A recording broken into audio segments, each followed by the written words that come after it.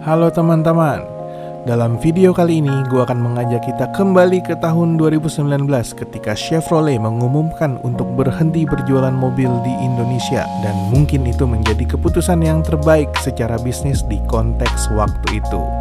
Sebelum memahami keputusan bisnis Chevrolet yang hengkang menyusul Ford yang sudah duluan jualan terakhir di tahun 2016, kita perlu melihat gambaran besar pasar otomotif di Indonesia. Di sini gue sudah menyiapkan sajian data yang sudah gue sederhanakan. Data yang gue akan pakai adalah data retail sales by brand dari tahun 2014 sampai 2021. Data ini disediakan oleh Gaikindo. Brand yang akan gue sajikan datanya adalah Toyota, Daihatsu, Honda, Suzuki, Mitsubishi, Nissan, Mazda, Ford, dan Chevrolet.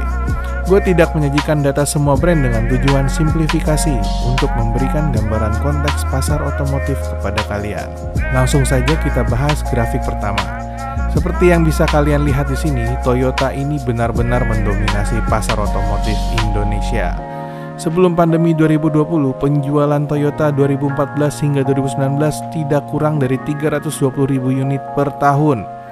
Tahun 2022 ini, Toyota diproyeksikan akan kembali mencapai angka penjualan 320.000 unit seperti sebelum pandemi. Sementara itu, adik Toyota Daihatsu membukukan penjualan tidak kurang dari 166.000 unit per tahun pada 2014 hingga 2019. Mitsubishi berhasil meningkatkan penjualan di tahun 2017 dan 2018. Ini berkat sumbangan penjualan unit kendaraan komersial, truk kecil, truk menengah, dan besar. Nissan dapat kita lihat lumayan struggling dalam penjualan dan tidak bisa bersaing dengan Honda, Suzuki, dan Mitsubishi. Namun jika Nissan kita bandingkan dengan Mazda, Ford, dan Chevrolet, ternyata Nissan ini penjualannya jauh lebih baik.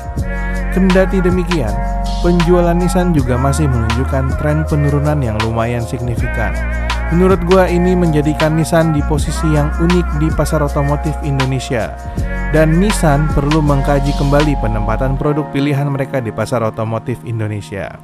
Selanjutnya dari grafik ini kita juga bisa melihat tren penurunan yang drastis oleh Ford. Terlihat Ford berhasil menjual 11.614 unit pada tahun 2014. Namun berakhir dengan penjualan sebanyak 969 unit di tahun terakhirnya. Ya gua pun kalau menjadi manajemen Ford pasti akan memutuskan untuk berhenti berjualan jika performa penjualannya seperti itu. Ini menunjukkan bahwa produk dan jasa yang ditawarkan Ford ke konsumen tidak semenarik yang ditawarkan oleh kompetitor. Namun pada tahun 2022 Ford kembali berjualan di Indonesia dengan produk lineup yang fokus di SUV dan double cabin.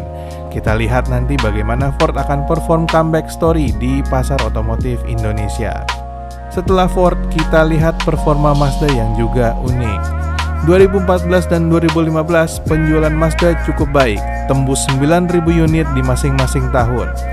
2016 terjadi penurunan signifikan, hanya 5.678 unit yang terjual. Di tahun yang sama, Eurocars mengambil alih hak ATPM dari Mazda Motor Indonesia dan akan efektif Februari 2017. Ini membuat tahun 2017 menjadi tahun yang sangat penting bagi Mazda.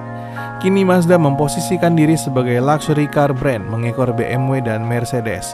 Ingat, Eurocars itu pemegang ATPM Porsche di Indonesia.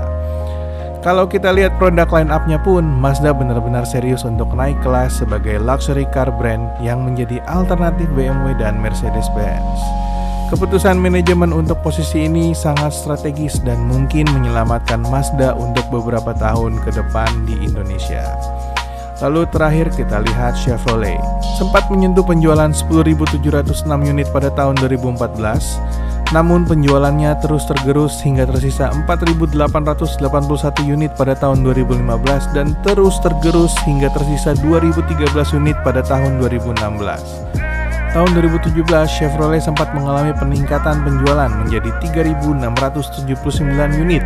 Ini berkat line-up baru Captiva facelift ketiga dan kembalinya Trailblazer Colorado yang sempat mati suri sejak tahun 2014. Peningkatan ini tidak menjamin Chevrolet dapat bertahan di pasar otomotif Indonesia dan hanya mencetak penjualan 2.444 unit pada tahun 2018 dan 1.836 unit pada tahun 2019.